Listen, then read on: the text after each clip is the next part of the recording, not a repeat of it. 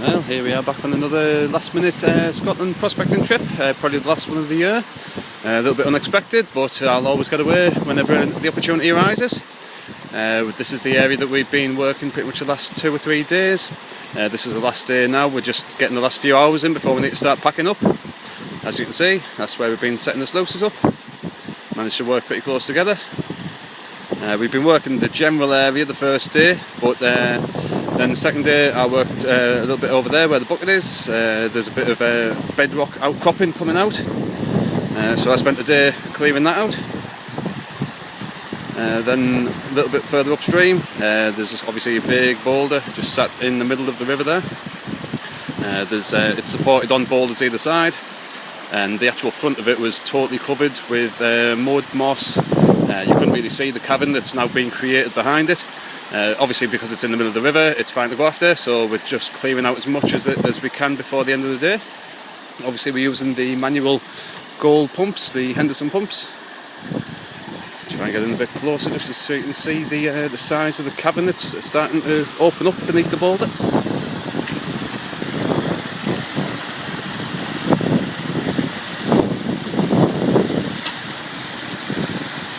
So barely any of that was actually visible before the work was started. You could just see the water flowing either side of the rock, and it just looked as though it was sheer rock face going down. But obviously the more that gets dug out, the more it reveals, and it doesn't look as though we'll get anywhere near actually filling that one in today. Might be another one for next time. But yeah, we've already had gold in the sluices. There's been a few specks on both sides. There was also a few specks from the area I worked over there as well. But obviously we're hoping there's going to be more caught in the sluice. The specks are just what we actually see in the flares of the sluice. These are the super sluices made by Gold Panner on the UK GPA forum. They work nicely. So that's what we're both using at the moment. And as I say, it's just shovels, spades and the pumps to get the material out of the out from behind the wall there. Simple method. The pumps just work on the tennis ball inside the pump, inside the tube. Pull the ball up, creates suction, pulls water and gravels with it.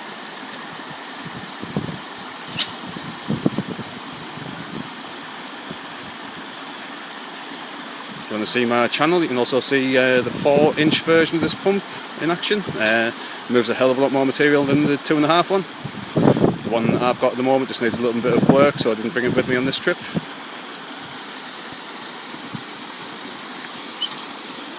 But you can see where when the river's actually in flood, it'll be flooding all the way down the river, going over the boulder, hopefully getting caught in the actual crevice that we're working there, before it then heads off down the river onto the next settling place.